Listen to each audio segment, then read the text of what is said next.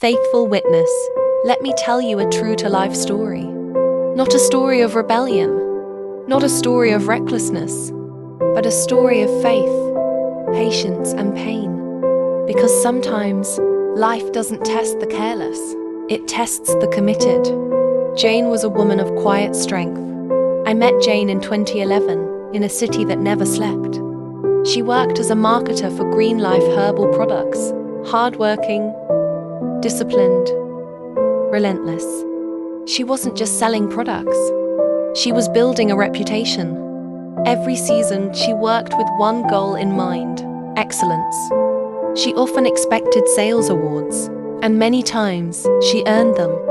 Customers trusted her. Her company valued her. Hard work was her identity. But Jane's responsibility didn't end at work. She lived downtown with her 3 younger siblings, caring for them as their elder sister, emotionally, financially, completely. At 29, Jane was still single, and she remained single for years. Not because she lacked suitors, but because she held firmly to her faith as a Jehovah's Witness. In 2020, at the age of 38, Jane finally got married. She married a young man she had converted from the Catholic faith to Jehovah's Witnesses.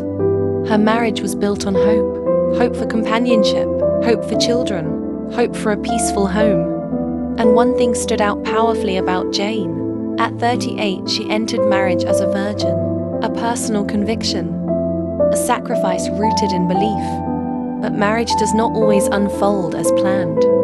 Months turned into years. Conception did not come. Jane went for medical checks.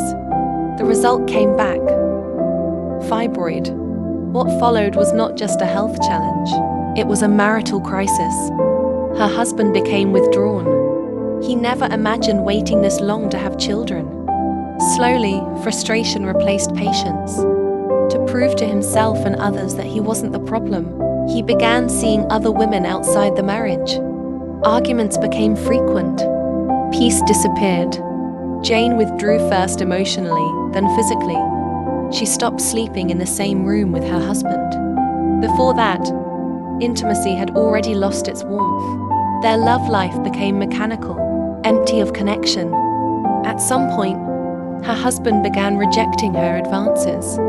And when intimacy did occur, he withdrew before ejaculation, a silent confession of lost hope. Still, Jane did not give up. She went from one doctor to another, from one treatment to the next. The X-ray reports were rarely encouraging, but her faith refused to die. She believed that her condition was not her conclusion, that her delay was not her denial. Jane's story teaches us something uncomfortable but necessary. Doing the right thing does not make you immune to hardship. Faith does not cancel suffering. Marriage without patience becomes a burden, and love without commitment collapses under pressure. This story is not just about fibroid. It is about how people respond when expectations fail. A medical challenge became a moral test, and not everyone passed it. If this story resonates with you, comment, like, and share.